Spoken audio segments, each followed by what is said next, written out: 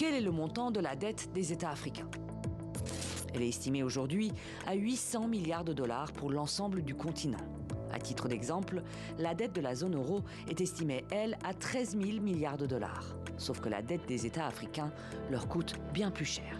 Les taux de remboursement sont beaucoup plus élevés que les taux auxquels font face les États de la zone euro. Ce qui donc du coup alourdit le service de la dette et donc contraint énormément les dépenses publiques et la viabilité des finances publiques des États africains. Et cette dette a presque doublé ces dernières années, passant de 38% en 2008 à 56% en 2018 pour atteindre les 65% aujourd'hui. Alors qui sont les pays les plus endettés? Selon le Fonds monétaire international, une dizaine de pays africains présentent un risque élevé de surendettement, dont le Soudan, l'Érythrée, le Cap-Vert, le Mozambique et l'Angola, ou encore l'Égypte, la Tunisie et le Congo.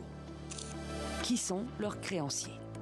Le premier créancier aujourd'hui de l'Afrique, ce sont les marchés financiers, c'est-à-dire les personnes qui ont acheté des titres africains à Londres, à Paris, à New York, donc ce qu'on a généralement appelé les eurobonds.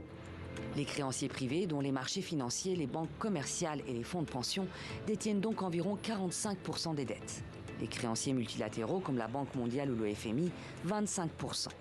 Le reste est entre les mains des créanciers bilatéraux, comme la Chine, 20%, ou les pays du Club de Paris, moins de 10%. Quelle solution pour gérer la dette? Faut-il payer la dette, la suspendre ou l'annuler? Les avis divergent. Effacer les dettes crée plus de problèmes que ça n'en résout. Simplement parce que la dette est une question de crédibilité. Et la crédibilité des États est altérée à chaque fois qu'une dette est effacée. En 2020, pour pallier la crise sanitaire, les pays les plus riches de la planète, membres du G20, ont accepté un moratoire, une suspension des dettes. Il s'agit de reprendre les paiements des arriérés et de ce qui est normalement dû au calendrier.